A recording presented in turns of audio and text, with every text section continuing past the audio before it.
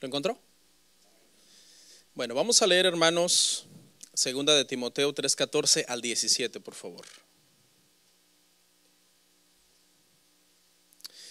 Dice la palabra así: pero persiste tú en lo que has aprendido y te persuadiste, sabiendo de quién has aprendido y que desde la niñez has sabido las sagradas escrituras, las cuales te pueden hacer sabio para salvación por la fe que es en Cristo Jesús.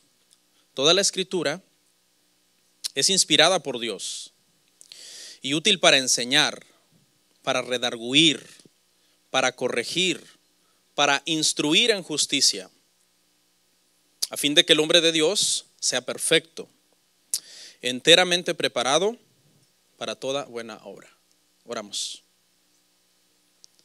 Ore por mí, por favor.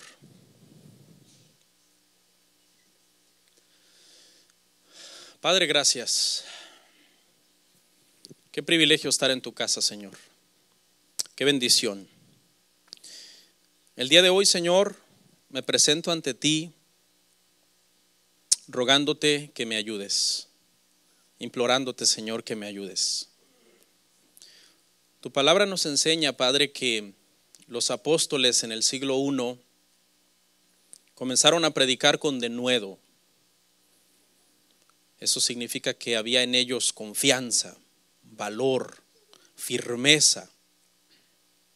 Hablaban con convicción de lo que sabían que era verdad. Denuedo significa valor precisamente por eso, porque estaban hablando de lo que habían oído, de lo que habían visto con sus ojos, tocado con sus manos. Que el día de hoy, Padre Santo, tu palabra sea predicada de igual modo en esta iglesia. Con denuedo, Señor, con la certeza de que todo lo que decimos y leemos en tu palabra es la verdad y no es palabra de hombre, es palabra tuya. Ayúdame, Señor, a predicar en esta mañana. Te lo ruego en el nombre precioso de Jesús. Amén. Siéntense, hermanos.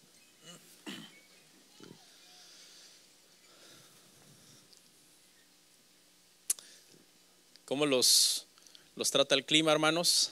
Hay algunos que no les gusta mucho el frío, pero gracias a Dios estamos acá adentro, calientitos y bien cómodos para alabar al Señor. El día de hoy, hermanos, voy a comenzar una serie bíblica.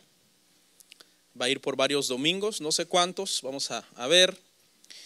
Hermanos, la serie se titula Cimientos y Columnas. Cimientos y Columnas, ahí está en la pantalla.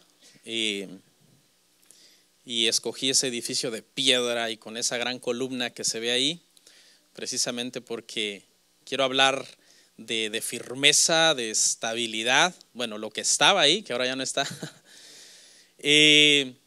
Y por lo general, siempre que empiezo un año, en mi experiencia, siempre hablo de una o de otra cosa. A veces hablo de la familia o a veces hablo de doctrina para fundamentar la iglesia. Así que en este enero tuve a bien hablar, hermanos, de doctrina, pero considero que el domingo no debe de ser como un salón de clases.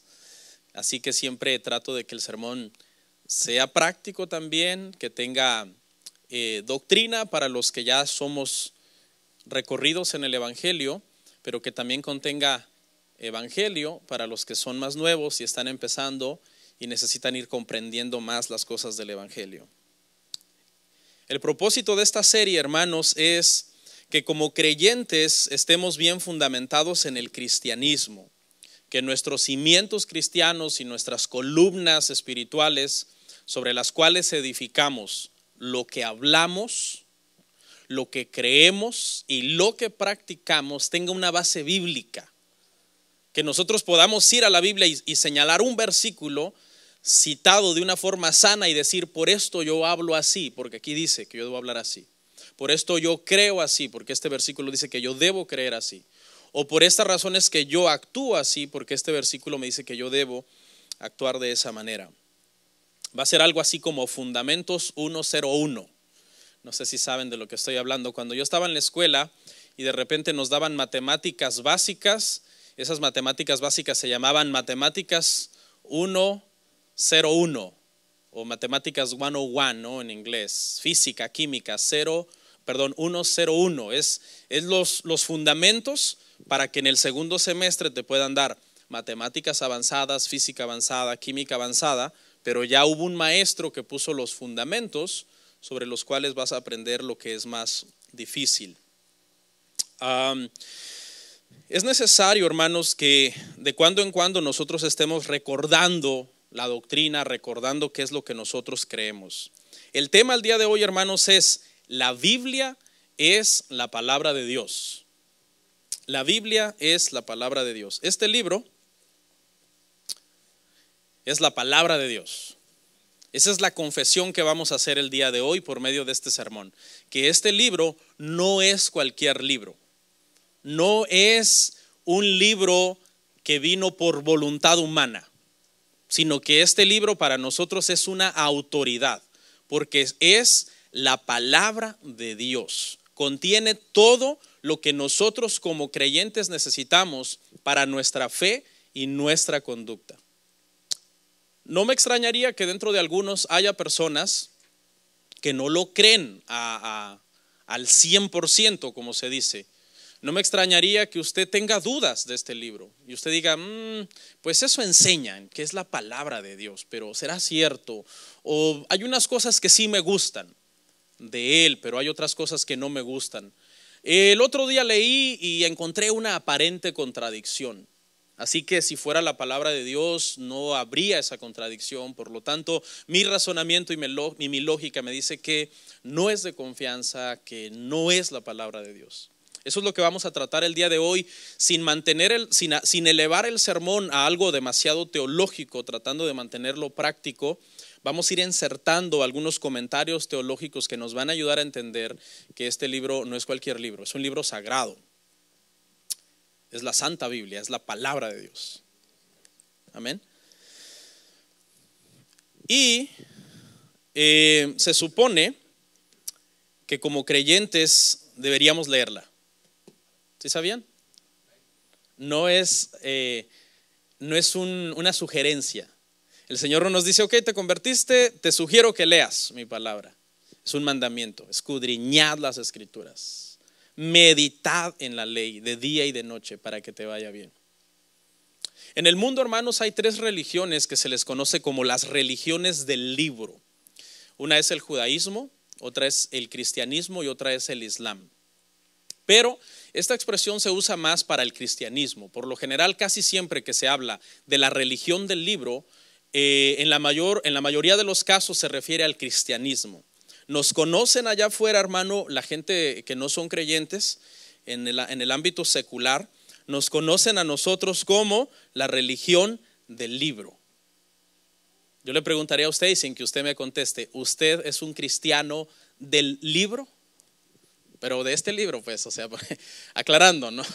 Quizás usted del almanaque o del calendario.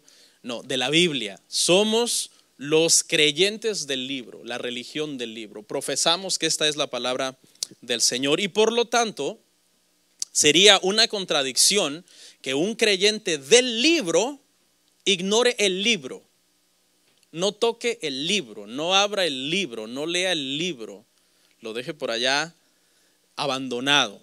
Es algo ilógico que no debería de suceder, hermano, con nosotros.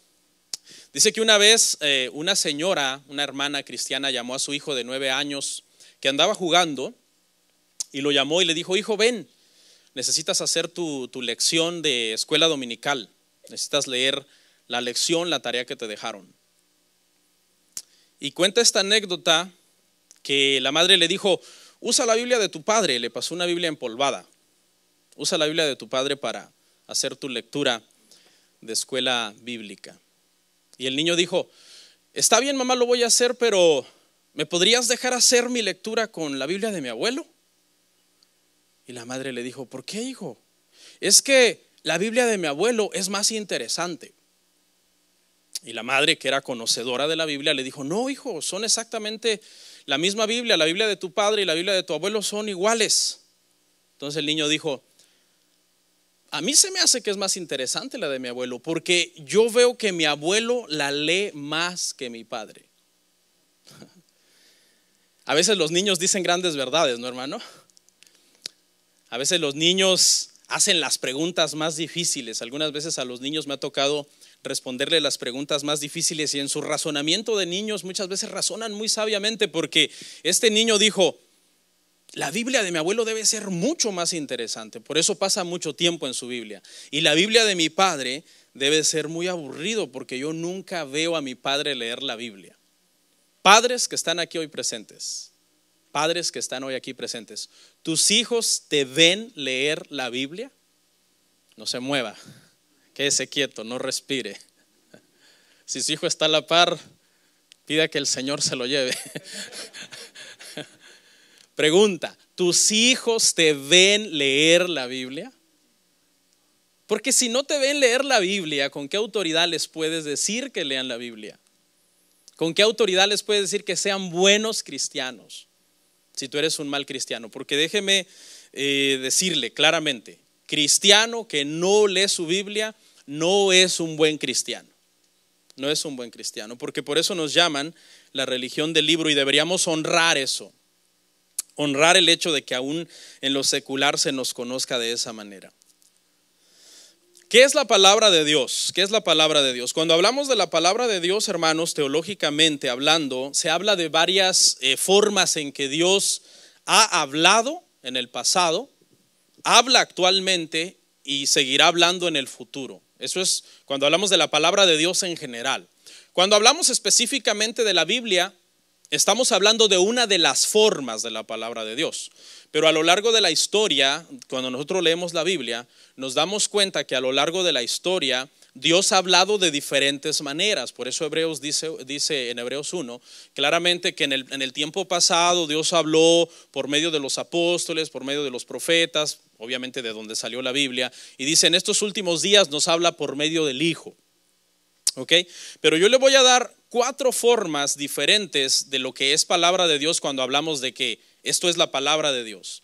Número 1, cuando hablamos de la palabra de Dios, hablamos en cierta parte de los decretos directos de Dios.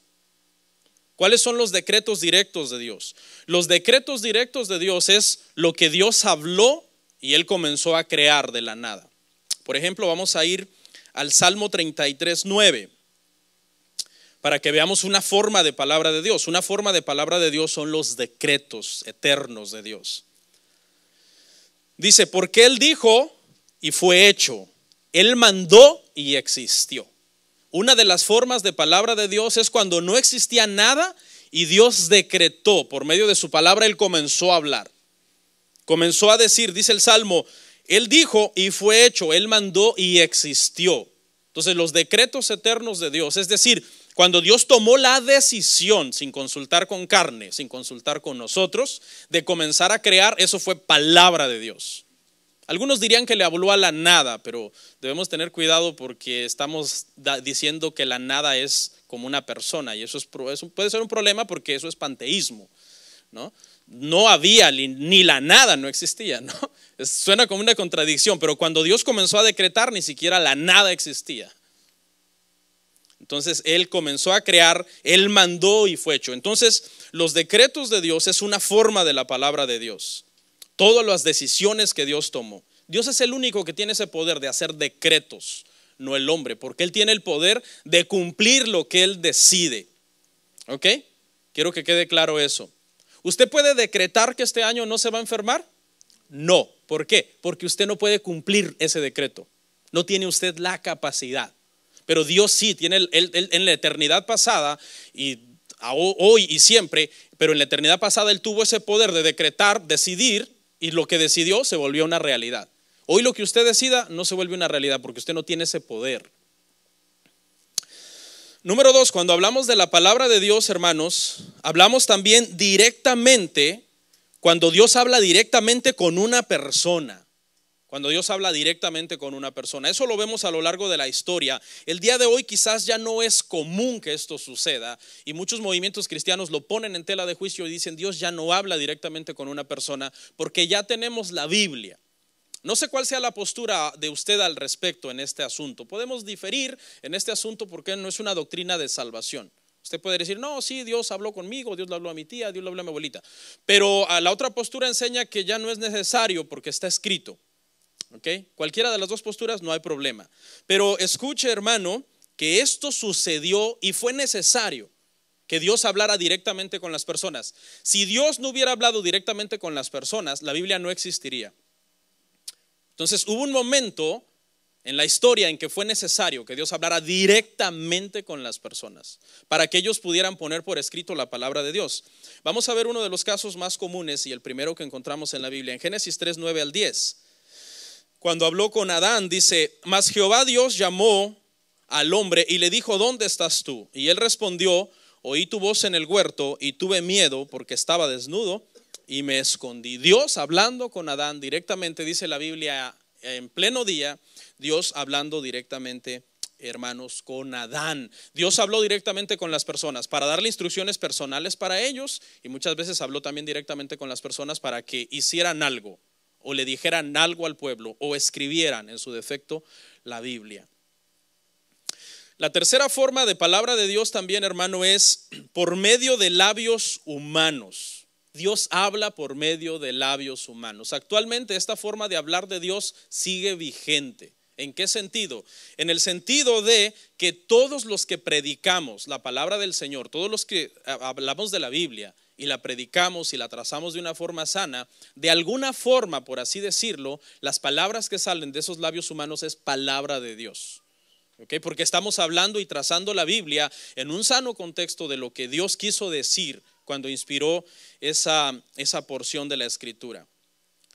Vamos a ver esto en Jeremías 1:9, cómo Dios habló a Israel por medio de sus profetas, en este caso el ejemplo de Jeremías, por medio de labios humanos. Y extendió, dice Jehová, su mano y tocó mi boca y me dijo, Jehová, he aquí, he puesto mis palabras en tu boca. ¿Ok? Nosotros sabemos actualmente, hermano, cuando hablamos de que alguien está profetizando, por ejemplo, en el Nuevo Testamento muchas veces cuando dice que profeticen, está hablando de que estamos predicando, hablando de la palabra. Así debemos de entender mucho eso, porque mucha gente entiende el profetizar del Nuevo Testamento, mucha gente lo entiende, que alguien se pare, pase enfrente y comience a tratar como de recibir algo así y decir, así dice el Señor, y empezar de su imaginación él a fluir en un así dice el Señor.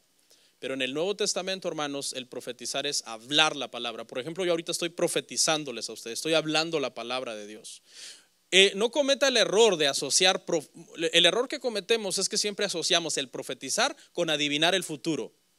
Y eso está mal, es un concepto erróneo que muchos cristianos lamentablemente tienen. Profetizar es hablar la Escritura. Y cuarto, hermano, que es lo que nos va a ocupar el día de hoy, por la palabra escrita. La palabra escrita, hermanos, es la palabra de Dios. Esa es nuestra postura como cristianos. Este es uno de los primeros, hermano, declaraciones de fe que todo creyente al nacer de nuevo debe creer. La Escritura tiene varias características que no nos vamos a meter ahí hoy, ¿okay? Pero no solamente se trata de creer que esto es la Biblia, también se trata de creer que tiene autoridad, que es suficiente, que es inerrante, que es eficaz. O sea, hay una serie de características que ella tiene que es necesario creerlas. Porque hay mucha gente que cree en la Biblia pero no cree en todas esas características. Hay gente que dice, yo creo en la Biblia, pero la Biblia tiene errores. Tiene errores, aún en el original hay errores. Entonces, esa no es una fe sana. Esa no es una fe sana, esa es una fe muy filosófica, muy llena de conceptos humanos. Entonces, la palabra escrita es necesaria. Esta palabra es necesaria. Recuerda, hermanos, que aproximadamente por 2500 años no hubo Biblia. ¿Cuántos saben eso? Desde Adán hasta Moisés, la Biblia no existía, hermanos. Eso es lógico de sacar la cuenta, porque desde Adán hasta Abraham hay 2000 años, ¿no? Y luego de Abraham a Moisés hay aproximadamente 500 años. Entonces, esos 2500 años de la era humana, desde Adán para acá, no existió la Biblia. Hoy nosotros tenemos una Biblia terminada, con Antiguo Testamento, con Nuevo Testamento, con libros, capítulos, versículos, etcétera. Pero esta Biblia se compiló en un proceso de aproximadamente 1500 años. Tomó 1500 años que esta revelación se fuera completando. Y esta es, hermanos, la revelación más segura que tenemos. Todo lo demás está sujeto a error. El decreto de un famoso apóstol, la predicación de un pastor, está sujeto a error. Pero esto no, esto es infalible porque esta es la palabra escrita de Dios. Amén. Vamos a ver Romanos 1:20.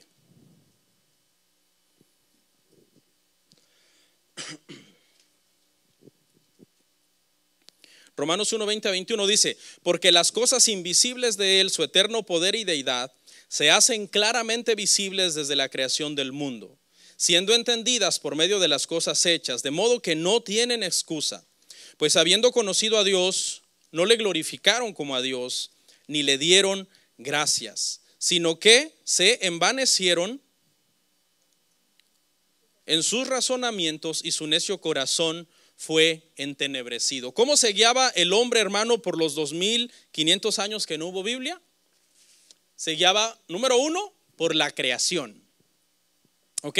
Antes de que Adán cayera en pecado, hermano, la creación era suficiente.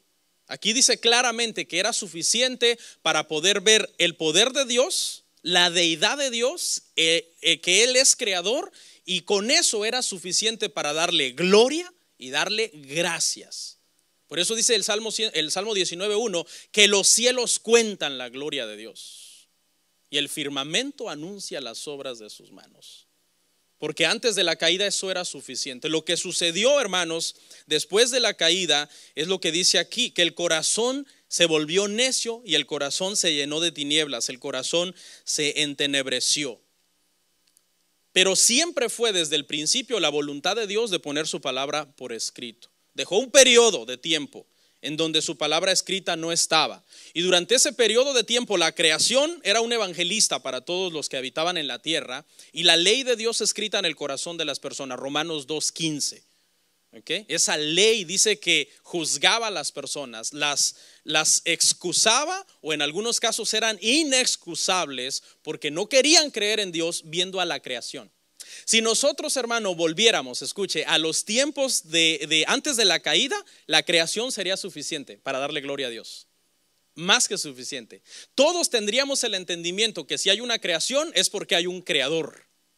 Todos tendríamos el entendimiento que de la nada, nada puede salir.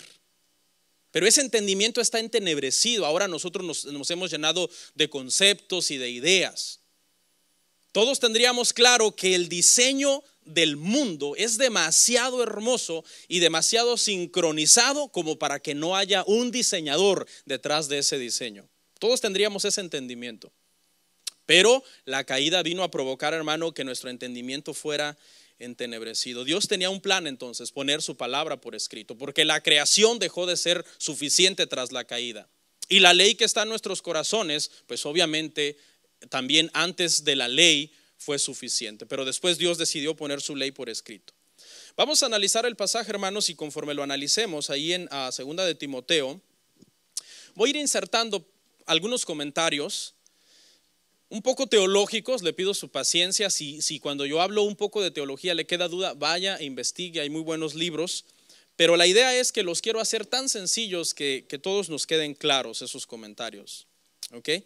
Ahí en 2 de Timoteo vamos a analizar donde leímos. Solamente acostumbro a analizar algunas frases, ya no leo verso a verso. Y la primera frase que quiero analizar dice: pero tú persiste en lo que has aprendido. Si se da cuenta, empieza con un pero, porque antes de esto el apóstol Pablo está hablando del carácter de los hombres en los postreros días. Y entonces Pablo le da una lista a Timoteo de la corrupción en la que habían caído los hombres. Dice que se habían vuelto vanagloriosos, intemperantes, aborrecedores de los padres, amadores de sí mismos. Usted lo puede leer en su casa. Una lista y una serie de pecados en la cual dice: los hombres de los postreros tiempos caerán. Ahora, esos postreros tiempos, hermano, se refiere a los tiempos actuales.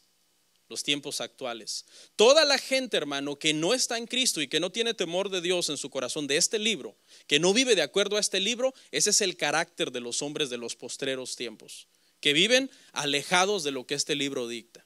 Usted no quiere ser uno de esos, porque usted es un hijo de Dios. Usted ama la Biblia, usted ama la palabra y usted quiere apegarse a estos mandamientos. Amén. Es en este sentido que Pablo le dice: pero tú, o sea, tú no seas como ellos. Nosotros no podemos ser como la gente que no tiene temor de este libro. Nosotros tenemos que ser diferentes. Le dice: tú persiste en lo que has aprendido. Y nuestro mayor conocimiento, hermano, la sabiduría más grande, a Dios le plació esconderla en la Biblia. Ahí está la sabiduría más grande, porque dice: la ley de Jehová convierte el alma y hace sabio al sencillo.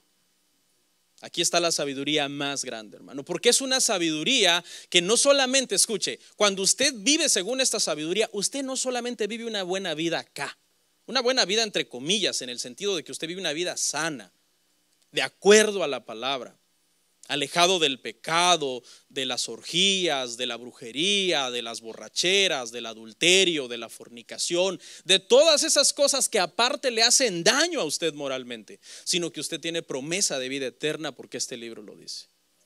Promesa de vida eterna. El conocimiento de Dios, hermano, más confiable está en esta palabra. Estamos viviendo en esa época, hermano. Estamos viviendo en esa época en que el conocimiento de Dios más confiable está en este libro. Ya no vivimos tanto por lo que alguien nos quiera decir o por lo que alguien nos quiera profetizar o decretar o decir o declarar, no, porque eso está sujeto a error. Le dice: sabiendo de quién has aprendido, sabiendo de quién has aprendido. Timoteo había aprendido mucho de su madre y de su abuela. Vamos a ver ahí en 2 de Timoteo 1:15, donde dice que estas generaciones, 2 generaciones antes de Timoteo, fueron de gran influencia espiritual para él. Se llamaba la madre Eunice y la abuela se llamaba Loida. No sé si ya lo encontró. 2 de Timoteo 1:5, perdón. 2 de Timoteo 1:5. Trayendo a la memoria la fe no fingida que hay en ti, la cual habitó primero en tu abuela Loida y en tu madre Eunice. Y estoy seguro que en ti también. ¿De quién había aprendido un amor por las escrituras Timoteo? De su madre, de su abuela. Pues alguien puede decir: ¿y su padre? La Biblia dice que su padre era griego. Quizás por eso no lo menciona acá, porque obviamente sabemos que en aquel entonces un griego representaba a un gentil. No sé más, la Biblia no habla más del estado espiritual del padre de Timoteo, pero sí sabemos que su padre era griego. Entonces menciona aquí a 2 mujeres piadosas, hermano. Los estudiosos dicen, hermanos, que nuestros hijos, la formación que ellos reciban en sus primeros años de vida, será lo que por lo general marque su vida para siempre. La enseñanza que reciban en su niñez, en su infancia, en su juventud temprana, marcará mucho, hermanos, cómo ellos vivirán el resto de su vida. Por eso también los estudiosos del comportamiento humano, los antropólogos, dicen que cuando una persona empieza con vicios desde muy joven, es muy difícil que los deje. Por ejemplo, el que empezó a fumar muy joven, 11, 12 años, el que empezó a tomar a los 13, 14 años, el que empezó a fornicar con cualquier persona, a tener relaciones fuera del matrimonio desde los 12, 13, 14 años, comienza a formar un patrón de vida tan fuerte en los jovencitos, en los niños, que eso forma su personalidad. Y son patrones difíciles de romper, hábitos difíciles de romper. Ahora, Cristo lo puede hacer. Cristo lo puede hacer, pero por lo general, hablando de la sociedad en general que no tienen a Cristo, van a ser esclavos por lo general, en la mayoría de los casos, de esos patrones de conducta que no van a poder romper tan fácilmente. Por eso es muy bueno, hermanos, que nosotros instruyamos a nuestros hijos en el camino del Señor. No hay garantía que serán grandes cristianos, pero estamos haciendo nuestro trabajo. Y si un día, vamos a suponer, un día su hijo se descarría de la iglesia, se aparta y cae en algunos vicios, no será tan difícil que salga de ahí. Le será más fácil salir de ahí que el que siempre ha estado ahí y que aprendió eso como un patrón de conducta desde pequeño. Porque la formación que les estamos dando a nuestros hijos es una formación bíblica. Les estamos creando en ellos, hermanos, el temor de Dios en su corazón. Y como dice un dicho por ahí, por lo menos que no pequen a gusto. Por lo menos que no se den rienda suelta, que estén pecando y estén diciendo por dentro, esto está mal. ¿Yo qué hago aquí? ¿Por qué? Porque hubo una formación tremenda. Y dice acá, hermanos, que estas dos mujeres habían hecho eso, hermano, en Timoteo. Timoteo tenía gran amor y respeto por la palabra de Dios. ¿Cuántos de ustedes leen la Biblia con sus hijos, hermanos? No responda. ¿Cuántos de ustedes leen su Biblia? Hermano, le voy a decir algo. A los niños les encanta leer la Biblia, hermanos. Comprobado, yo tengo hijos. A los niños les encanta leer la Biblia. Pero usted la lee con ellos, los llama a una reunión, ora por ellos. Hermano, es increíble que en los hogares de los cristianos no haya oración familiar. Es para Ripley, como se dice. Increíble que en un hogar cristiano no haya oración familiar. Si es el padre o si es la madre, si al caso de que el padre no está, hay madres solteras, pero sería deber del padre siempre convocar a todos. Vamos a reunirnos, vamos a orar, vamos a meditar en la escritura. Yo de cuando en cuando, por lo menos una vez a la semana, hacemos una reunión, les doy una lección bíblica a mi familia. Porque si no, sería un hipócrita venir a predicarle a usted y no le estoy predicando a mis hijos. Es bien importante eso, hermanos. Pero también Timoteo, hermanos, había aprendido de Pablo. Y de hecho en el versículo Pablo está hablando más de sí mismo, diciendo, porque tú sabes bien de quién has aprendido. Se refería más a él, aunque yo quise hablar de su abuela y su madre. Pablo se refería más a él. Había tenido una influencia tan grande Pablo sobre Timoteo, hermano, que Pablo consideraba a Timoteo un hijo en la fe. Hay gente, hermanos, cuya conducta es digna de imitar. Pero aquí le va. Por lo general, para que una persona sea digna de imitar, es una persona que ama este libro. Si tú te juntas con gente que ama este libro, se esfuerza por vivir este libro, aunque no sea perfecto, porque no existe, yo no soy perfecto, nadie lo es. Pero si tú te rodeas de personas que aman este libro y tratan de vivir por lo que este libro dice, la conducta de esas personas es digna de imitar. Por eso Pablo hay una parte donde dice, sed imitadores de mí, como yo soy imitador de Cristo. Porque Pablo amaba las escrituras, conocía las escrituras, hablando del Antiguo Testamento. Conocía profundamente las escrituras. Pero debemos de ser muy sabios, discernir. El Proverbio 13:20 no lo traje, pero dice que el que anda con sabios, sabio será. Mas el que se junta con necios, será quebrantado. El dicho coloquial dice, el que con lobos se junta, ¿cómo? Okay. Génesis 1:1 dice, en el principio, ya no supieron, ¿eh? El que con lobos se junta, aullar se enseña, decimos en mi tierra. Es una sabiduría y es verdad. Le dice, fíjese, le dice que desde la niñez ha sabido las escrituras. Que desde la niñez ha sabido las escrituras.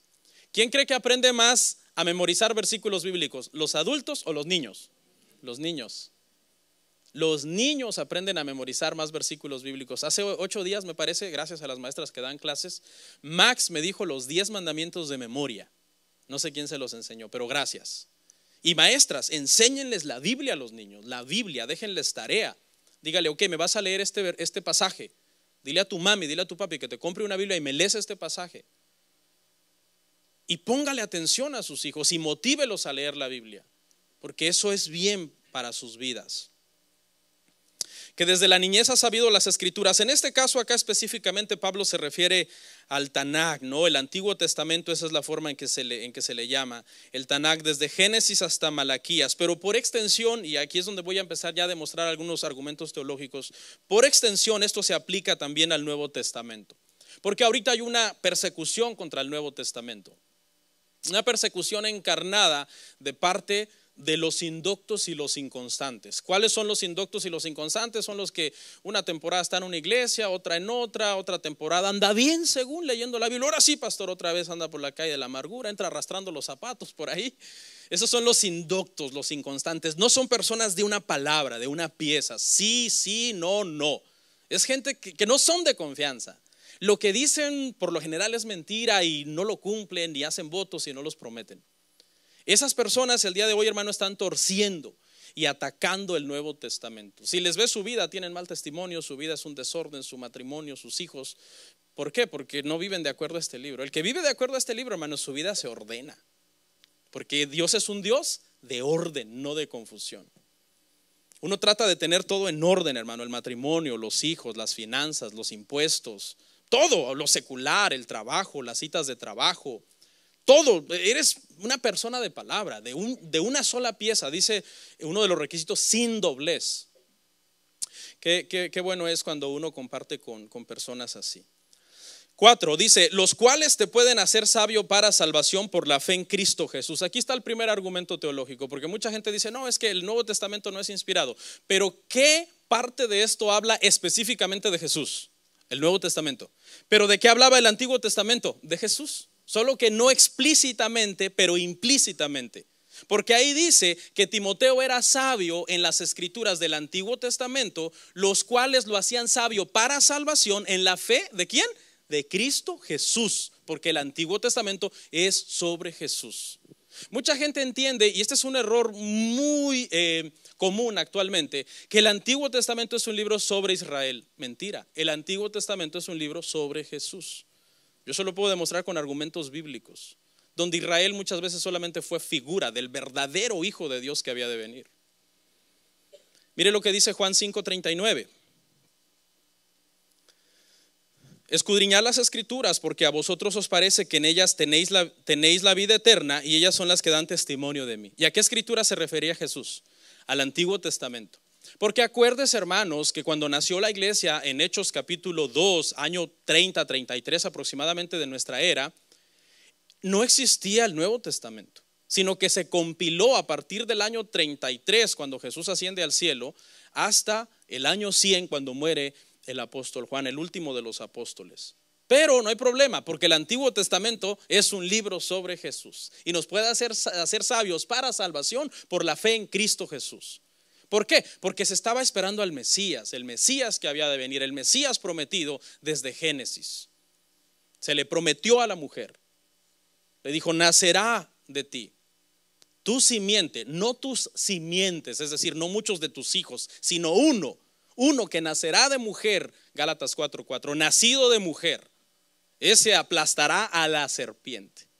En el proceso salió herido, porque dice que él aplastará a la serpiente en la cabeza y la serpiente le morderá en el calcañar. Y eso habla de su cruz.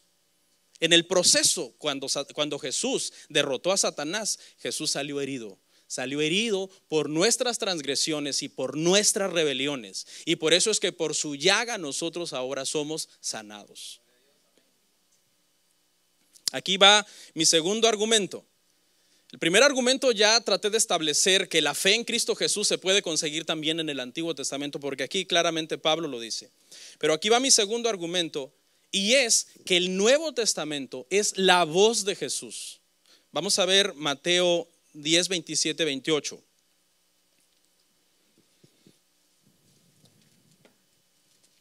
Si me regalan agua, hermanos, por favor.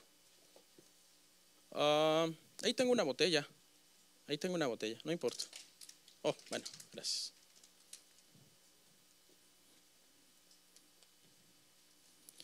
¿Encontraron Mateo, hermanos, 10, 27 y 28? Escuche.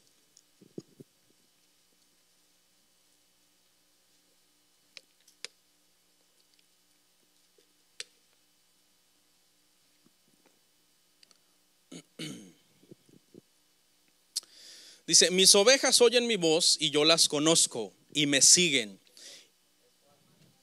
¿Qué dije? Perdón, hermano. Sí, yo tengo Juan, no sé por qué dije Mateo. Juan 10, 27 y 28. Es que es mi evangelio favorito, Mateo. Juan 10, 27, 28. ¿Ya lo tienen? Dice, mis ovejas oyen mi voz y yo las conozco y me siguen, y yo les doy vida eterna y no perecerán jamás, y nadie las arrebatará de mi mano. Mucha gente el día de hoy coincide en que hay que seguir la voz de Jesús, pero ¿dónde está esa voz? La voz de Jesús está escrita en el Nuevo Testamento. Todo el Nuevo Testamento es la voz de Jesús. Ahí está, escrito, todo lo que él hizo. Dice que Lucas hizo una profunda investigación, Lucas 1:1. Puso todo, dice, por escrito a través de una profunda investigación. Los apóstoles, los demás apóstoles, Juan, Mateo, Marcos, pusieron por escrito. En este caso Mateo y Juan lo que vieron. Sabemos que Marcos y Lucas no estuvieron presentes, ¿verdad? Se cree que Marcos escribe su evangelio por medio de Pedro. Se cree que Lucas escribe su evangelio por medio de la investigación profunda que hizo e influencia de Pablo también. Pero el Nuevo Testamento, hermanos, alguien que te diga, no, es que tú tienes que seguir la voz de Jesús, pregúntale, ¿dónde está la voz de Jesús? ¿La voy a oír ahorita, audible? ¿Ahorita? A ver, déjame ver. No, es que la voz de Jesús está escrita y son las páginas del Nuevo Testamento. Ahí está escrito todo lo que él hizo, cómo él vivió, todo lo que él mandó. Amén. Entonces, este es un argumento muy fuerte para refutar a aquellos que atacan el Nuevo Testamento diciendo que no es inspirado. En la transfiguración, de hecho, hermanos, eso sí está en Mateo 17, si lo quiere ver en su casa, no la traje, se aparecen Moisés y Elías. Y se oye la voz del Padre que dice, este es mi hijo, hablando de Jesús, a él oíd. ¿Cómo puedo oír a Jesús? Hay que leer el Nuevo Testamento. Ahí está la voz de Jesús, escrita en el Nuevo Testamento, hermanos. 5, continúa analizando el verso, el pasaje base, hermano. Toda la escritura es inspirada por Dios. Toda. Pastor, ¿se refiere al Antiguo Testamento? Sí, específicamente se refiere al Antiguo Testamento, pero por extensión, ahora le voy a demostrar por extensión que este versículo se refiere también al Nuevo Testamento. Para esto tenemos que ir a la palabra original para escritura. La palabra griega es grafe. Esa es la palabra que usó ahí Timoteo. Toda la escritura, todo lo que es grafe, de donde viene grafiti, de donde viene grafos, ¿no? Grafos significa eso, significa escritura, ortografía, alguien que escribe bien, sin faltas ortográficas. Caligrafía, alguien que tiene bonita letra. ¿Ok? Y ahora mire cómo esta misma palabra que se utiliza, grafos, la palabra grafos, siempre que se utilizaba esta palabra grafos en el primer siglo, se refería a una escritura sagrada. No a cualquier escritura, sino a una escritura de carácter sagrado. Y esa es la misma grafe que utiliza Pedro. Vamos a verlo, hermanos, en 2 de Pedro 3:15 al 16. 2 de Pedro 3:15 al 16. Leo. Dice, y tened entendido que la paciencia de nuestro Señor es para salvación, como también nuestro amado hermano Pablo, según la sabiduría que le ha sido dada, os ha escrito casi en todas sus epístolas, hablando en ellas de estas cosas, entre las cuales hay algunas difíciles de entender, las cuales los indoctos e inconstantes tuercen, aquí hablando de las escrituras de Pablo, pero aquí ponga atención en la variante, como también las otras escrituras. Las escrituras de Pablo, ¿ok? Nuevo Testamento, y las otras escrituras, Antiguo Testamento. La misma palabra grafe que se utilizó para describir la Tanaj, el Antiguo Testamento, es la misma palabra grafe que se refiere a escritos sagrados para describir los escritos de Pablo. Desde el siglo I, cuando los primeros escritos comenzaron a circular, hermano, los primeros rollos, los primeros escritos de Pablo, los primeros escritos de los apóstoles, se comenzó a entender, se tuvo el entendimiento claro que no era lo que Pablo quería decir, que no era lo que a Lucas se le ocurrió, sino que eso era considerado sagrado, un escrito sagrado, palabra de Dios, por lo tanto.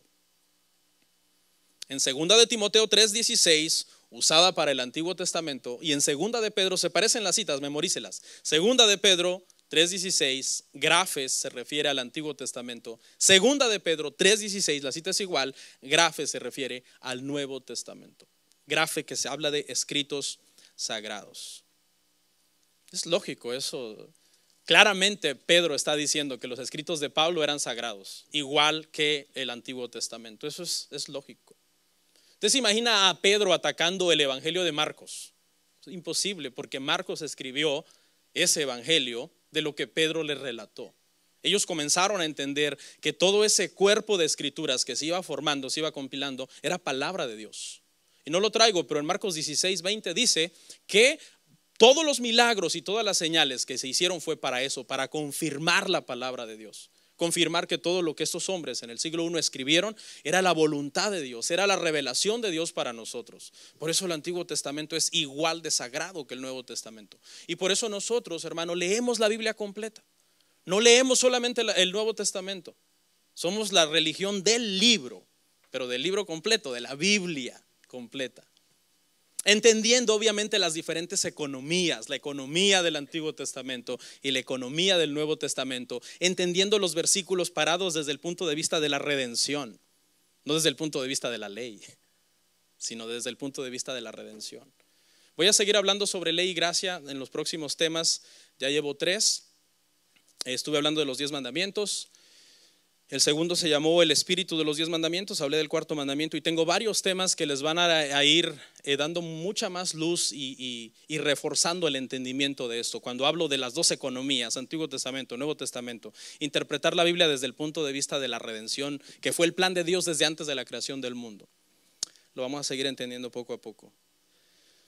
Ok, continúo, hermanos. Entro a la tercera parte del sermón, de las 9 que traje, no es cierto.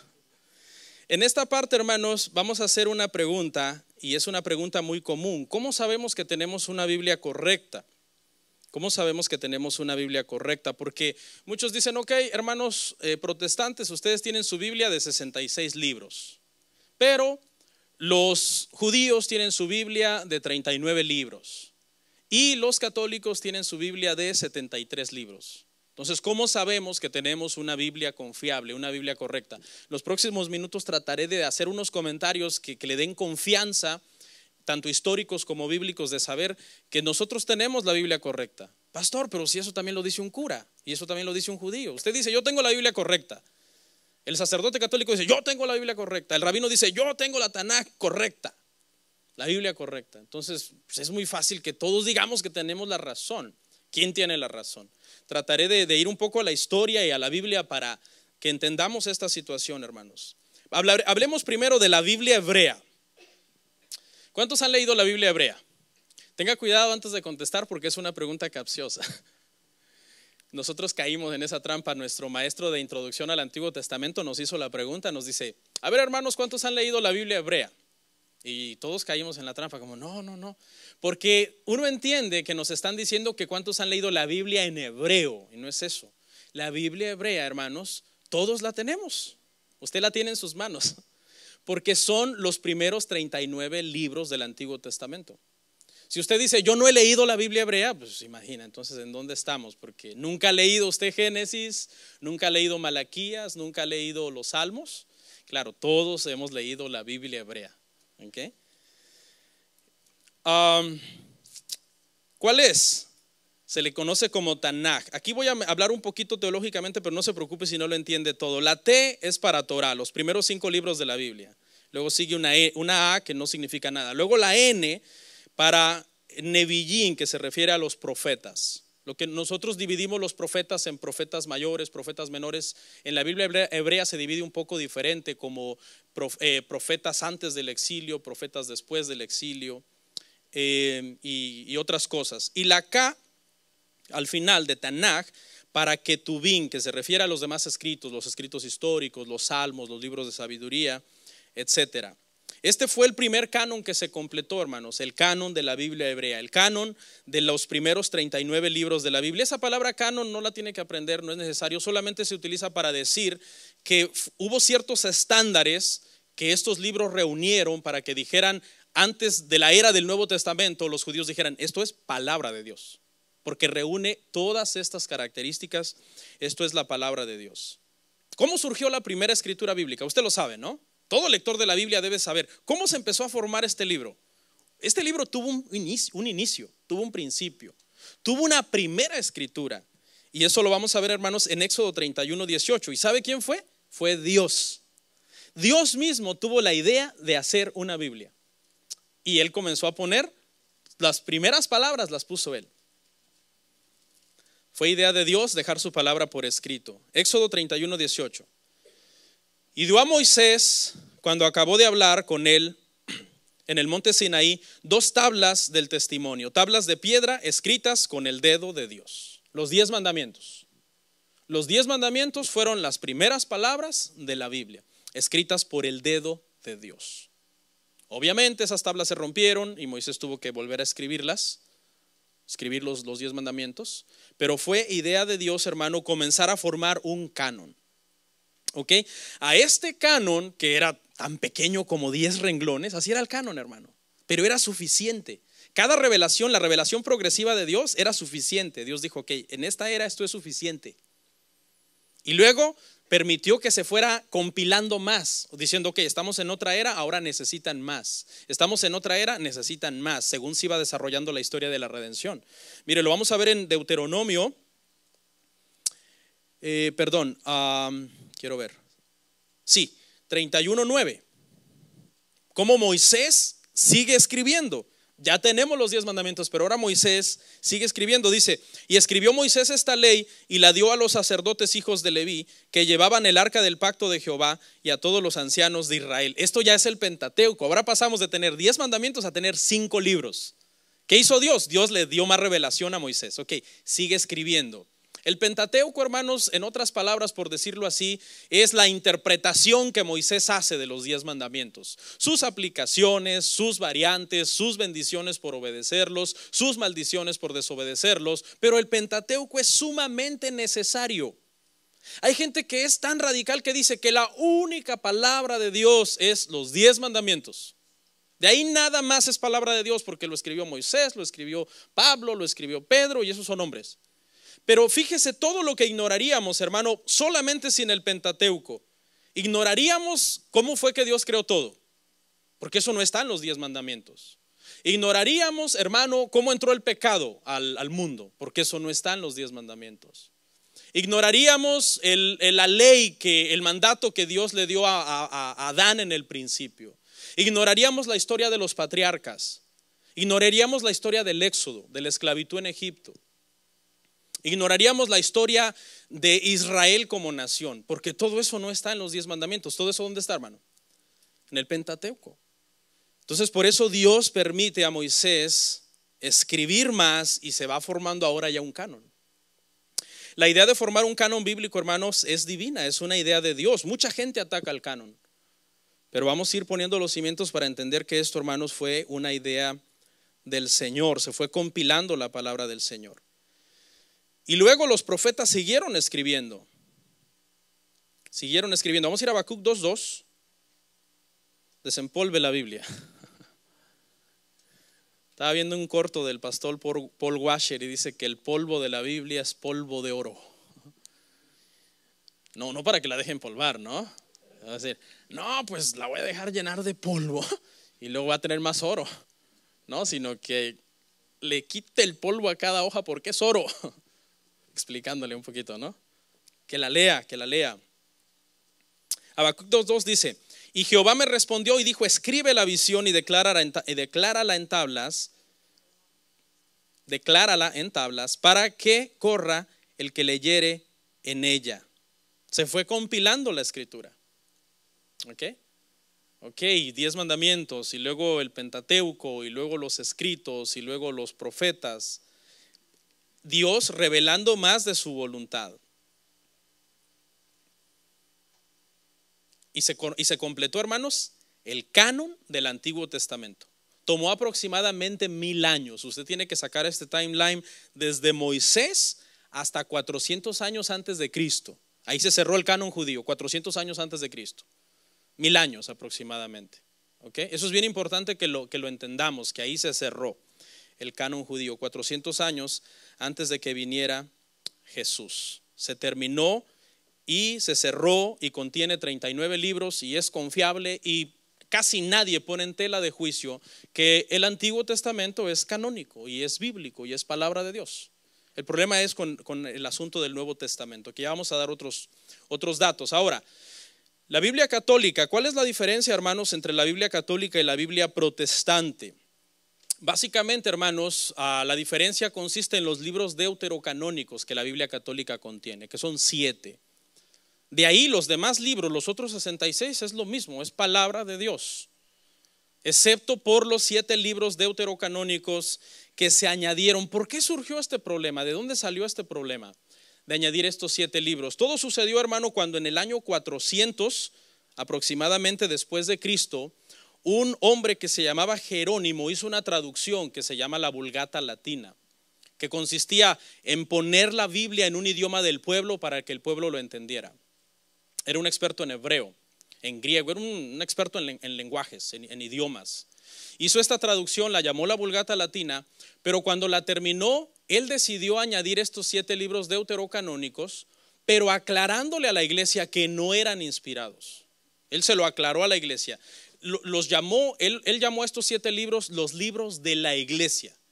Y con ese dicho de los libros de la iglesia, él quería decir que eran libros que la iglesia podía leer por cuestiones culturales o por cuestiones históricas. Pero en el paso de los años, esa intención buena que tuvo Jerónimo se comenzó a distorsionar. ¿Usted sabe cómo somos las personas que distorsionamos las cosas? Esa intención de Jerónimo se comenzó, hermanos, a distorsionar. Y ya unos empezaron a decir, oye, Jerónimo dijo que eran inspirados o no. Y comenzó a surgir la confusión. Pues no me acuerdo, fíjate. No, pues últimamente ya los hemos usado también para doctrina. Y comenzaron a usarlos para doctrina cuando se supone que no se tenían que usar para doctrina. Y comenzó a surgir, hermanos, esa confusión. Pero nunca fue esa la intención, hermanos, de Jerónimo. Usted me podría preguntar, pastor, ¿puedo leer los libros deuterocanónicos? Sí, usted los puede leer. Pero debe de entender una cosa, los puede leer por historia, por cultura general, pero no son palabra de Dios. ¿Cuáles son estos libros? No le voy a decir los nombres, pero le voy a decir cómo surgieron. En el año 400 antes de Cristo, cuando se cierra el canon judío del Tanaj, de los 39 libros del Antiguo Testamento, se cerró, pero se le conoce teológicamente como la era de silencio. Pero eso no significa que no hubo escritores. Sí hubo escritores. En esos 400 años la gente escribió. Están los libros de Judith, los libros de Tobías, los libros de los Macabeos y otros libros, son 7. Y entonces esos libros los judíos los consideraban como históricos, pero no como palabra de Dios. Y el problema fue que se comenzaron a considerar como inspirados. En el Concilio de Trento, hermanos, en el año 1545 fue donde la iglesia decidió canonizar estos libros, ya oficialmente. Y ahí fue donde surgió el problema. ¿Qué sucedió cerca de 1545 más o menos, hermano? ¿Qué sucedió? ¿Alguien sabe un acontecimiento histórico grande que sucedió en la iglesia? La Reforma Protestante. 20 años atrás de este Concilio de Trento fue la Reforma Protestante, donde los reformadores comenzaron a atacar el purgatorio, la intercesión de los santos y otras doctrinas, y entonces fue que los católicos dijeron, ellos no están atacando estas doctrinas son sacadas de estos libros deuterocanónicos, así que tenemos que canonizar estos libros para poder defendernos de los reformadores. Eso fue lo que hizo Roma en el Concilio de Trento, decir, no, ahora son palabra de Dios. Y eso fue un tremendo error, porque no eran libros inspirados por Dios, son libros históricos, pero no tenían ese valor. Y para no profundizar, porque ese tema es muy grande, vamos a hablar de la Biblia protestante. Nuestra Biblia que nosotros usamos, lo que nosotros llamamos la Santa Biblia, los católicos por lo general la llaman la Sagrada Biblia o las Sagradas Escrituras. ¿Está mal que la llamen así? No, porque sagrado viene de sacro y sacro significa santo. No hay problema, ¿ok? Pero nosotros por lo general las llamamos santas. No usamos la misma palabra sagrada, que a final de cuentas es lo mismo, solamente que nos diferenciamos en eso, ¿ok? Nosotros le llamamos Santa Biblia, contiene 66 libros. ¿Por qué? ¿Por qué contiene 66 libros? Tenemos claro que contiene los 39 del Antiguo Testamento. Eso lo tenemos claro, eso no hay discusión. Pero ¿por qué solamente tiene 27? ¿Quién dijo que esos 27 eran palabra de Dios? Y para esto, hermano, les voy a hablar un poquito de la historia sin entrar a fondo. Pero desde el siglo I, el siglo II, a mediados del siglo II, era de pleno entendimiento de los cristianos los 27 libros del Nuevo Testamento. Se comenzaron a compilar poco a poco los libros, los escritos de Pablo, los escritos de Pedro, los escritos de Juan, los escritos de las demás epístolas, y se comenzaron a respetar y a usar como palabra de Dios. Por ejemplo, hermanos, en el año, un padre de la iglesia, hermanos, que en el año 367, Atanasio, él escribió una carta, y en esa carta, 367, antes de que existiera la iglesia católica, ¿ok? 367, Atanasio, hermano, menciona los 27 libros que nosotros tenemos en nuestra Biblia y los llama la palabra de Dios juntamente con el Antiguo Testamento. O sea, desde el principio, por tradición, se comenzó a decir, estos son los escritos de los apóstoles. Estos son los escritos de los que estuvieron cerca de ellos. Por ejemplo, Juan. Juan tuvo un discípulo, Policarpo. Policarpo tuvo un discípulo, se llamaba Clemente. Clemente dio fe y legalidad a que los escritos de Juan eran del apóstol Juan. Su evangelio, sus epístolas y su apocalipsis. Entonces hay récords históricos del primer siglo, del segundo siglo, bien confiables. Súper confiables. Son tan confiables, muchas veces hay gente que cree más en la Ilíada de Homero, o en la Odisea, o en escritos griegos que vienen antes de Cristo, 300 años, 200 años no, eso sí fue cierto y lo escribió fulano y sutano. Y cuando hablamos de escritos de la iglesia del primer siglo, tiempo más para acá, no, eso sí quién sabe, porque hace tantos años que a saber. No, es que esos escritos se tuvo el cuidado de guardarlos, ¿ok? Y de identificar plenamente los escritos, hermanos, del Nuevo Testamento. ¿Qué es el Nuevo Testamento entonces? El Nuevo Testamento, hermanos, es el complemento del Antiguo Testamento. La Biblia, para que nosotros la llamemos Biblia, obviamente los judíos no llaman Biblia al Antiguo Testamento, lo llaman Tanaj, sus escritos de ellos. La Biblia, para que nosotros la llamemos Biblia, debe estar compuesta por Antiguo Testamento y Nuevo Testamento. Es la revelación del cumplimiento de las promesas que Dios hizo, hermanos, en el Antiguo Testamento. Por eso cuando usted lee Mateo, ¿cuál es el primer libro del Nuevo Testamento? Mateo. Usted comienza a leer ahí, usted se va a topar muchas veces, yo ahorita estoy en Mateo y voy marcando versículo por versículo, cada vez que dice, y esto sucedió para que se cumpliera lo dicho por el profeta tal. Y esto sucedió para que se cumpliera lo dicho por el profeta cuál. Entonces, por eso es que el Nuevo Testamento permitió Dios que se escribiera para que se cumpliera todo lo que estaba profetizado acerca de Cristo. Fue una revelación, en teología se le llama como una revelación progresiva. Pregunta, ¿necesitamos más escrituras? No necesitamos más escrituras. ¿Cómo lo sabe, pastor? Porque Hebreos 1:1 nos dice que ahora el Padre nos habla a través de su Hijo. La máxima revelación de Dios ya se dio. Esa revelación es Jesucristo y esa revelación está escrita en el Nuevo Testamento. Por eso sabemos que no necesitamos más escrituras. Si un día un pseudoapóstol moderno escribiera un manual de no sé qué y dijera, ok, péguenlo ahí en la Biblia al final y pónganle mi nombre, pues le pondríamos como nombre, ¿qué nombre le iría bien? Herejías 1:1, dicen los hermanos. Sí, porque eso es una herejía, eso es ir en contra de la revelación de la palabra del Señor. Pregunta, por lo tanto, hermanos, hasta aquí, yo sé que a lo mejor no fui tan convincente, pero traté de serlo. Pregunta, ¿podemos confiar en la Biblia? Claro, podemos confiar plenamente en que este libro, lo que nosotros conocemos como Biblia protestante de 66 libros, desde Génesis hasta Apocalipsis, es, hermanos, la palabra del Señor. En el Antiguo Testamento se usó mucho la frase, así dice el Señor, ¿se acuerdan? Así dice el Señor. Esa frase, hermano, se tiene que entender en el contexto histórico de que en aquel entonces había una frase que se decía cuando un rey quería mandar a hacer algo, él decía, así dice el rey. Y cuando un edicto decía, así dice el rey, no tenía que ser puesto en tela de juicio, se tenía que obedecer y se tenía que cumplir ese edicto. Todos los vasallos decían, así dijo el rey, así dice el rey.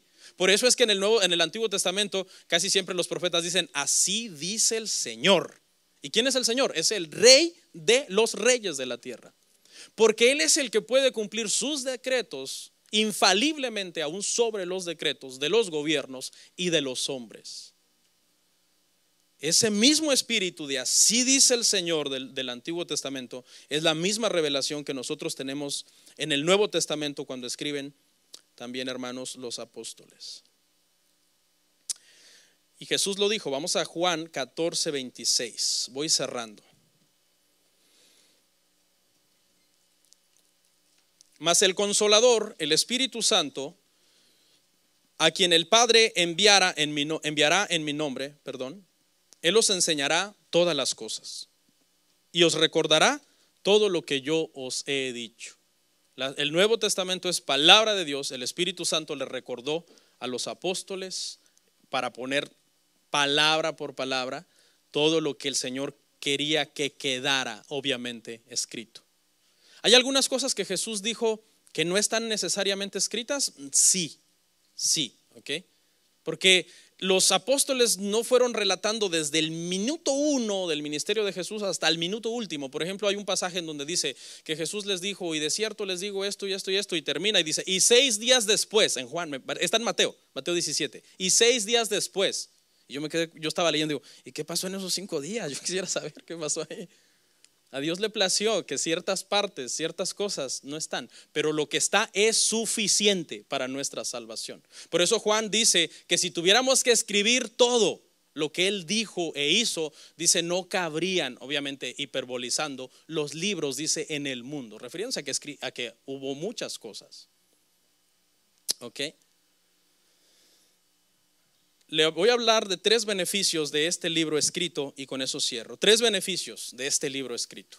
¿Por qué es tan importante la palabra escrita? Número 1, hermanos, porque su preservación es más precisa. Si Dios hubiera dejado, hermanos, su revelación a la memorización de los hombres o a la tradición oral de comunicarla oralmente unos a otros, eso hubiera estado sujeto a errores. Así que valió la pena el trabajo de los copistas. Los copistas, hermano, los que comenzaron a hacer copias. Acuérdese que estamos hablando, hermano, de hace miles de años, hace 3,500 años cuando se comienza a escribir la Biblia, y no habían los métodos tan sofisticados ahora de escritura, de imprenta, de papel, de tinta. No existía todo eso. Entonces, los escritos eran ¿qué? Perecederos. Los papiros eran perecederos, las tablillas eran perecederas en aquel entonces. Entonces, los copistas tenían que dedicarse a estar haciendo copias. Le voy a hacer una pregunta. ¿El original de lo que escribió Moisés y Pablo existe? El original. No me estoy refiriendo al mensaje en sí, me estoy refiriendo al documento en sí. El papiro o el pergamino que Moisés tuvo en su mano y Pablo tuvo en su mano, ¿existe? No existe. ¿A qué me refiero yo cuando digo, hermanos, si vamos a ir al original? Me refiero que vamos a ir al original del idioma en el que fue escrito. Pero cuando yo voy a ese original es una copia de los originales. No sé si lo entiende. Y ese trabajo lo estuvieron haciendo los copistas por miles de años hasta que por fin, 1500 y algo, 1545, 46, se inventa la imprenta de Gutenberg en Alemania. ¿Y cuál fue el primer libro que se escribió, que se imprimió? La Biblia. Número 2, segundo beneficio. Se conserva entonces escrita, valió la pena el trabajo, aquí la tenemos. Se puede inspeccionar repetidamente.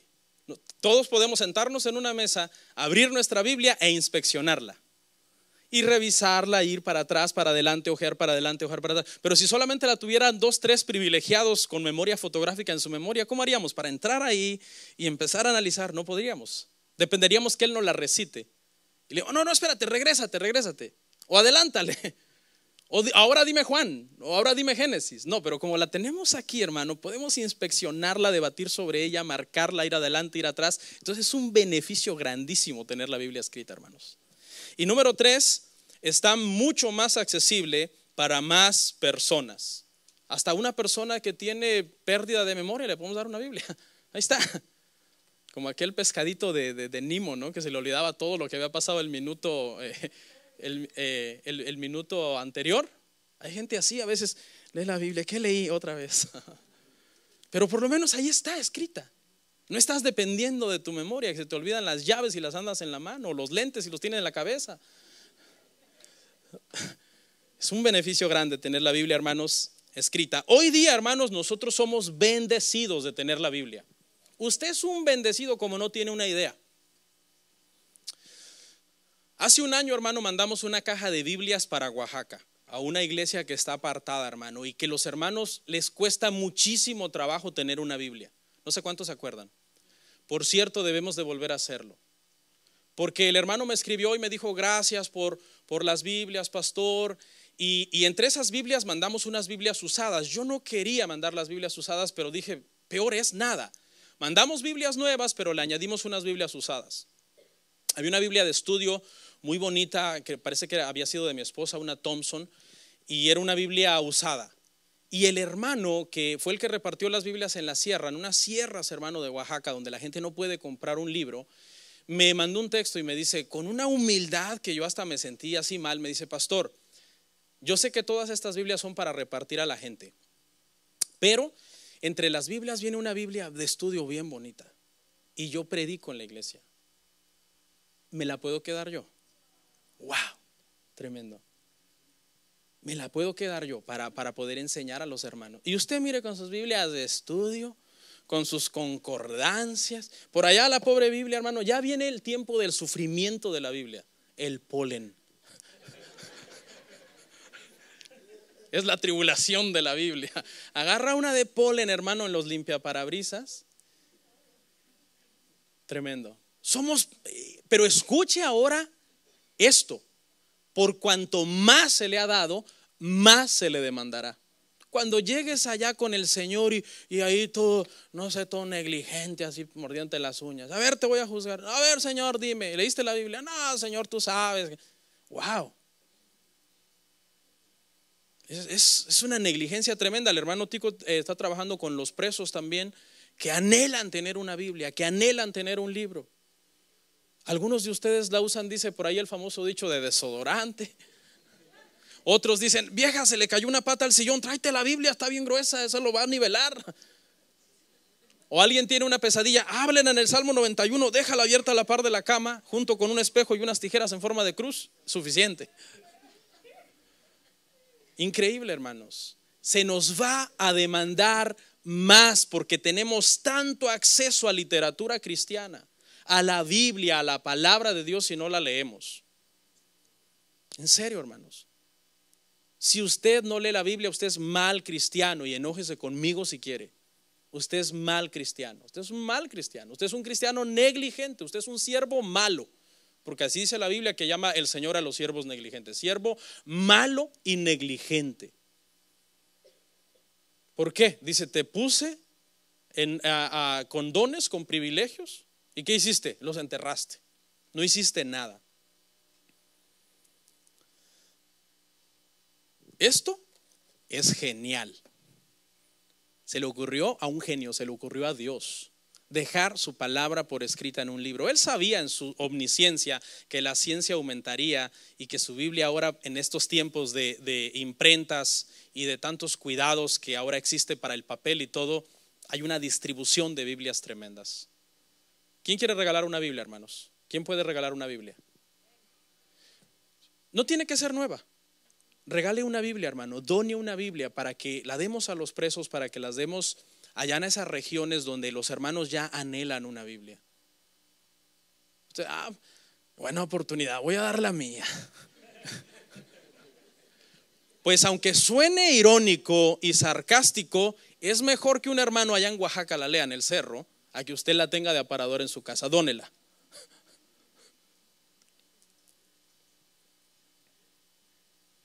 Yo sé que muchos han oído esta anécdota, y es una anécdota un poco ficticia quizás, que no la sacaron de la vida real, pero dice esta anécdota que una vez una hermana invitó al pastor a su casa a comer, y el pastor llegó y comió y tuvieron un buen momento y todo. Pero cuando el pastor se fue, hermanos, faltaba una cuchara de plata.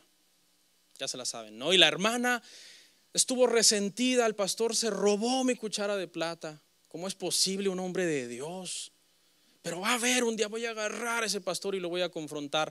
Le guardó resentimiento por varios meses al pastor. Espero que usted no esté resentido conmigo. Y a los meses, al paso del tiempo, invitó de nuevo al pastor a comer. Y cuando le sirvió de comer, le dijo: ok, pastor, pero antes de comer le quiero decir algo. La última vez que usted vino aquí se perdió una cuchara de plata, y quiero que me diga si usted se la robó. Y el pastor, humilde y todo, como somos los pastores. Y el pastor le dijo: hermana, la última vez que vine yo tomé su cuchara de plata y la puse justo al centro de su Biblia. ¿Cuál es la moraleja? Esta señora tenía meses sin leer la Biblia, por eso andaba toda resentida, hermano. Porque si hubiera ido a la Biblia, ¿usted sabe el bulto que hace una cuchara en medio de una Biblia? Es un bulto impresionante. Así que aunque es una anécdota ficticia y sacada quizás de la imaginación de alguien, tiene una gran ilustración. Muchas veces andamos todo mal del corazón contra los demás porque no leemos este libro, que nos dice: ama a tu hermano, perdona, sé humilde, congrégate, sirve, sé sabio, sé útil, etcétera, etcétera. Podría enumerarle cuántos mandamientos. Usted sabía, hermano, para los que atacan el Nuevo Testamento, último comentario, ¿usted sabía que hay más mandamientos en el Nuevo Testamento que en el Antiguo? Alguien se dio a la tarea de contarlos, todos los mandamientos del Antiguo Testamento y todos los del Nuevo. Hay más en el Nuevo. Para que no, es que yo vivo en el Nuevo hay mandamientos también. Vamos a orar.